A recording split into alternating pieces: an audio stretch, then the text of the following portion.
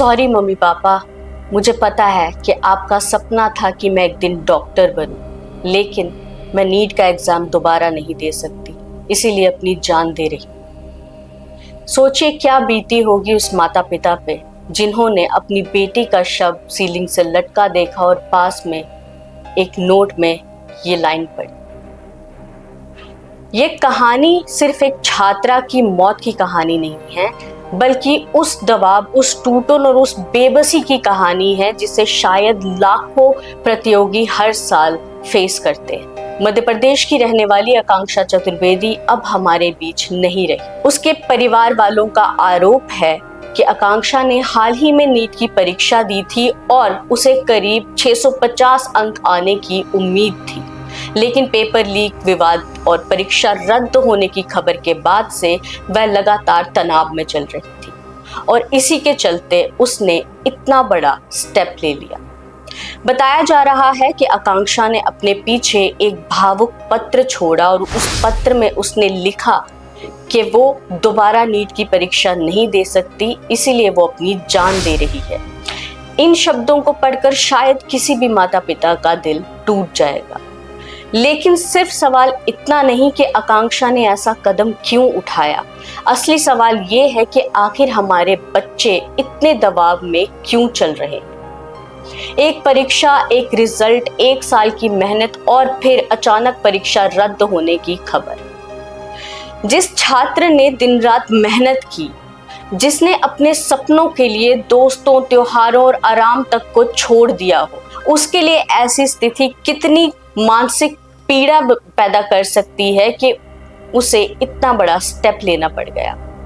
हर साल लाखों छात्र मेडिकल और इंजीनियरिंग जैसी प्रतियोगिता परीक्षाओं की तैयारी करते हैं और कई परिवार अपनी जमा पूंजी तक उसमें लगा देते हैं। ऐसे में जब परीक्षा होती है तो बच्चों के ऊपर कहीं ना कहीं दबाव होता है, क्योंकि उसके पैसे उनके माता पिता ने अपनी कड़ी मेहनत की कमाई से दिए होते हैं और उनका एक सपना होता है कि वो कुछ ना कुछ करके उस परीक्षा को पास करेंगे और अपने पेरेंट्स को प्राउड फील करवाएंगे।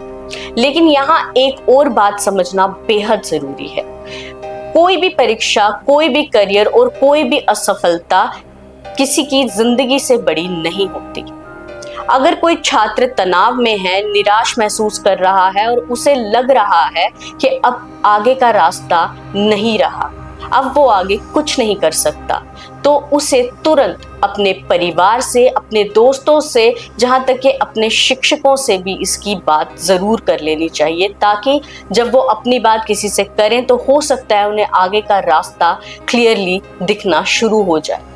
लेकिन अक्सर स्ट्रेस में आके स्टूडेंट्स ना ही अपने पेरेंट्स से बात करते हैं, ना ही अपने दोस्तों से बात करते हैं और ना ही किसी टीचर से बात करते हैं, और ऐसे में वो मानसिक तनाव में तैयारी करते हैं और एग्ज़ाम देते हैं। और अगर जैसे नीट का एग्ज़ाम रद्द हो गया और आकांक्षा ने अपनी जान दे दी, हो सकता है लाखों छात्रों के दिमाग में यही बातें आती हैं कि अब तो आगे कुछ नहीं हो सकता, मेरे पास सिर्फ एक चांस था, मेरे माता पिता की कमाई से लगे पैसों को मैं दोबारा से खर्च नहीं कर सकता और इसीलिए अब मुझे अपनी जान देने के अलावा कोई और रास्ता नहीं दिख रहा।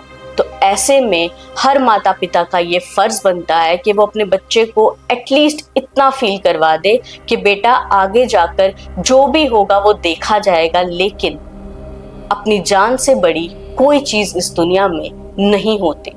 आकांक्षा अब हमारे बीच नहीं है, लेकिन एक कहानी, उसकी कहानी एक बड़ा सवाल पीछे छोड़ गई। क्या हमारी परीक्षा व्यवस्था सिर्फ अंक और रैंक देख रही है या छात्रों की मानसिक स्थिति को भी उतनी ही गंभीरता से ले रही है? उम्मीद है कि ये घटना सिर्फ एक खबर बनकर ना रह जाए, बल्कि उन लाखों छात्रों की आवाज बने जो चुपचाप दबाव और चिंता में अपनी जिंदगी जी रहे हैं। आप इस खबर को किस तरह से देखते हैं, हमें कमेंट सेक्शन में कमेंट करके जरूर बताएं।